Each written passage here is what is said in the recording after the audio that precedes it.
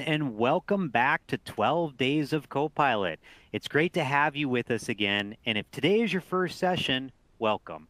My name is Scott Frappier, Chief AI Architect at Stoneridge Software, and I'll be your presenter for today. Today, we're going to be covering data that delivers. Basically, this is all about how Copilot can simplify your work inside of Excel.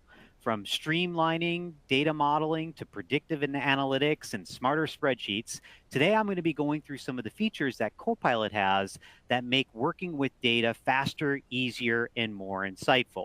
We're going to talk through obviously some of those capabilities and then understand as well what's coming in the future to really make your Excel experience pop, as you can imagine, by and with the use of Copilot.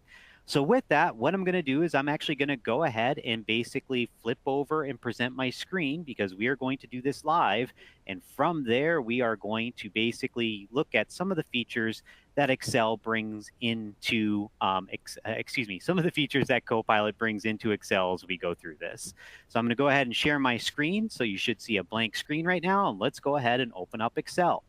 Now, in Excel, what I've done just to kind of start this conversation is I have created a spreadsheet that we can use to basically interact with some of the data inside of Copilot. So what I did is I took a Business Central environment, one of our demo environments, and I used the wonderful export to Excel-based capabilities to take the sales orders and then bring them into this list. Now I'm going to want to do some further analysis here, right, in terms of basically adding columns and basically identifying different attributes that I may want to drill into. And so today we're going to look at those features and capabilities.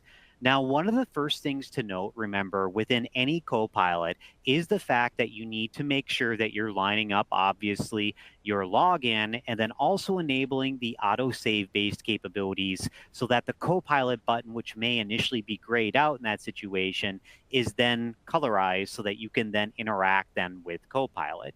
So just remember, if you don't have it saved to your OneDrive or to your company data, as an example, you may not have the Copilot based capability to enable until you do that. That also works with data restrictions as well.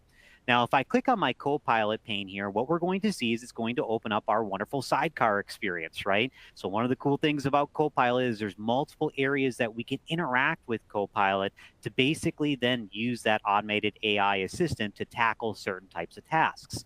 And as you can see here, when I do this, it shows me, for example, all of the different types of actions that I can do inside of Excel to basically go through and then update different columns, do formatting and things of that nature to really identify even outliers inside of your data, right?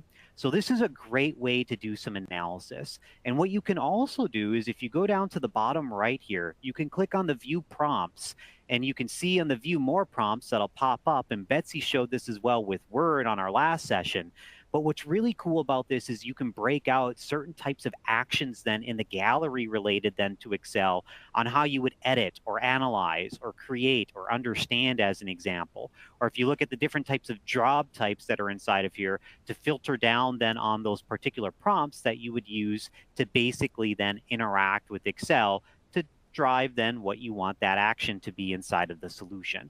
So just note that this prompt guide is a really important thing to understand, and I'd recommend all of you to keep checking out what gets added as a part of it. Let's start with something really simple, right? Let's create some columns using formulas as an example, which is a pretty common scenario. One of the things I want to note here is that remember, there's a lot of negative Nellies that are out there that are like, well, I could do it faster by just right clicking and using the mouse. Remember, some people don't know how to use Excel. They don't understand formulas completely as well. And with this first envisioning of Copilot and AI assistants, remember, we're uplifting those people first before we move to the next stage here, which is going to be more advanced analytics and more integration across the platform to tackle more complex needs inside of a business. But let's start simple to prove out that we can do simple and then expand and grow from there. So in this situation, what I'm going to do is I'm going to come into here and I'm going to basically say, I want to create a new column and I want that to be a cost column that we're going to have inside of here. I want to take my amount including tax and I basically want to reduce it by 20% and then create my cost column. So what I'll do is I'll go into Copilot here and I could either paste it like I've been doing lately, let's talk to it and let's actually interact with Copilot using voice. Create a new column called cost that takes the amount including tax and reduces it by 20% to give me my cost amount. There you go. And it got me the there you go too. So we'll stop that, right? And then you can see here, I'm going to go ahead and press play on it. So one of the things I'm starting to experiment more is using the voice to actually do these particular actions inside of all the Copilots, whether it's on my phone, whether it's in BizChat, for example, or any other applications. Using that can make it even faster for you to interact with it. Now, the cool thing about this is that it took that content that I asked for and it brought up and told me exactly what it's going to do, right? So it's looking at these particular columns inside of here. So it's looking at my table, it's looking at the cost, and it took my expression. And as you can see here, what it did is it says take the amount including tax and multiply it by 0.8 because we reduced it by 20%. So it even was able to do inverse math with this. So what I'll do is I'll go ahead and add that cost column inside of here, and boom, we now have a new column that has some of that formulaic information inside of it. Now, let's go through this and let's do a couple of other things with our data. Let's create a margin field, right? So we're going to build off of what we've created inside of here. And this is the cool aspect of generative AI, is the fact that we can use it to keep on then adding more and getting more and more information from before that can make this a lot easier. So what could I do here? I could do this.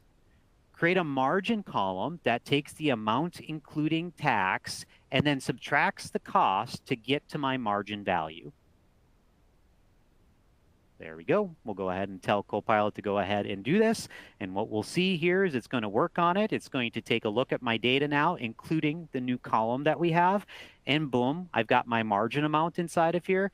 And I can go ahead and then insert that. And we now have our margin field that is inside of here. So once again, I know these are really simple scenarios, but think about how rapid you could go to open up a spreadsheet on your phone as an example. I've tried to do these types of actions using a phone and trying to create a new column.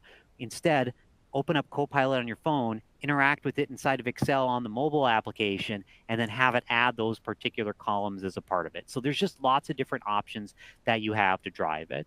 Now, beyond columns, there are other things that we can do as well, right? In terms of formatting and things of that nature that may help us identify, for example, different types of costs and maybe what we want to highlight, right?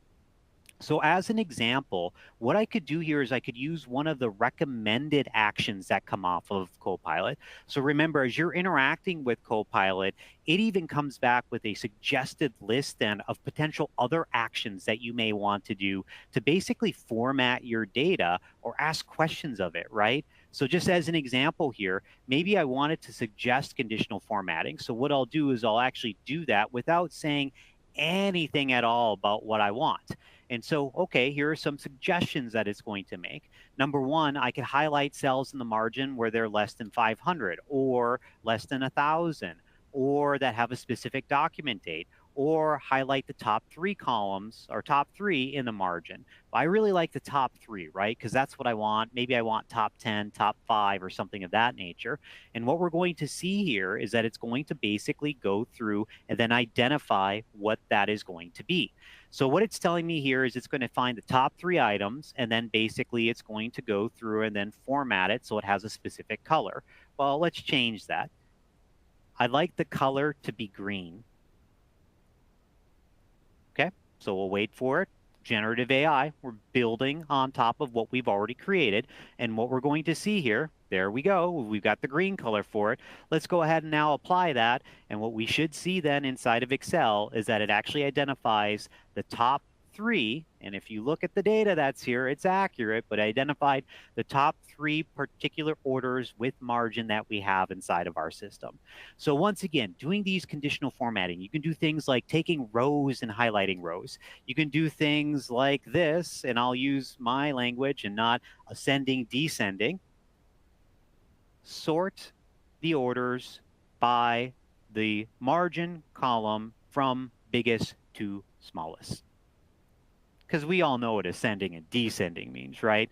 We'll go ahead and do that. And what we should see here is that it should go through and then use that to basically sort those particular items. So I'll click on apply for it, and then boom, there we have our top 3 that are now at the top that we're interacting with. Now, one final thing that I want to do is maybe I want to do some type of a filter. So filter out all orders that have a margin less than $1,000. Right? And we'll go ahead and apply that as well to see if we can do filtering as an action inside of here. We can see that it's looking at the data as a part of it. It says, okay, I'm going to apply a filter on this, and I go ahead and apply it, and we should see then all of the orders that are inside of here that are not up to $1,000. Now, basically, this, once again, this is the basics that we start interacting with, where before the very first iteration, for example, of the Copilot for Excel, only had the ability to interact with tables. And now it allows you to convert tables, and it can even look at that data more freeform and use ranges basically to drive that. Now, there are other features here as well. And one of those that I just want to kind of highlight would be, as an example, how many customers are in this sales order file, right? So maybe you want to ask data of this. So I'm going to go ahead and ask that. And what we should see then as it analyzes that data, and remember it's looking at all of it, that there are only 4 different customers that are inside of here, right? And what I could do is I could take that and add it to a new sheet, and we're going to see it did a pivot table for me that has those values. And if I drill down into that pivot table, right, or if I drill down into that data, I could actually get to that information. And actually, this doesn't look like it's a pivot table. It actually used a complex formula to basically get to that number. One last thing I want to show would be this. Create a chart that shows the margin value by customer, right? And we'll get rid of my right. Go ahead and press play to it. And what we should see then, hopefully, is basically a chart that gets generated then inside of here. That's fantastic. That looks like that's right. Okay. Let's change that chart to a pie chart. And what we should see, hopefully here in a second, is that it'll actually go through, take that, create it as an actual pie chart inside of here. And then what I can do is I can take that detail, add it to a new sheet, and now I've got a pivot chart that has that detail inside of here that then I can go ahead and change and update really as needed. So one final thing, because I know we're getting at time here, is going to be the data insight perspective as well. So an example of that would be identify any outliers inside of my data. So let's try that and see what happens. So it looks at it, it identifies all the detail related to it, and I'm just looking for outliers in broad. Oh, look at that. It looks like the amount including tax on this particular date is going to be much higher than other days that are related to it for this particular customer on 4/2/2024. So you can use the identification of outliers that could be based upon cost, margin, revenue. You could have other factors that actually are included with it, but it allows you basically to see all of these insights. And if you want to, you can add all these insights then to a grid that you can interact with inside of here to basically then interact. And as you can see, it's basically going through and then building out all these different types of insights then inside of Excel that allows you basically to go through and analyze your data in more detail as needed. All right, with that, let's go ahead and keep moving on here. I'm going to stop sharing my screen and let's go ahead and bring it back over to our wonderful 7th day giveaway. Today, we are actually going to be giving away a Visky Modern Decanter and Tumbler set. That looks really, really good, right? So with that, the winner today is Brian Kushmas. I hope I did not butcher your name, Brian. I am Frappier or Frappier, or as telemarketers call me, Frappier. So hopefully I didn't do that. But Brian, you are the winner. Bree will absolutely be reaching out to you to make sure that you get all the stuff that you need. And I guess, team, just at a big high level here, thank you again for joining me today on today's session with Data That Delivers. I really hope that you learned something today, right, on how you can actually use Copilot to basically go through and do some of those formulas, or, for example, add insights to your data or create pivot tables and charts. And I'll tell you what, if you've never used Excel before and you don't know all the formulas, the beautiful thing about it is that you can use Copilot to experiment with that, so then that you can do the formulas to be faster. And then by that time, you can imagine Copilot will even have more capabilities that we'll be adding, with obviously Wave 1 coming out here in 2025. So with that, have a fantastic rest of your week, and we will see you on day 8 for licenses so clear that will be covered by Ridwan, and we look forward to seeing you there as well. Have a good one, and thank you.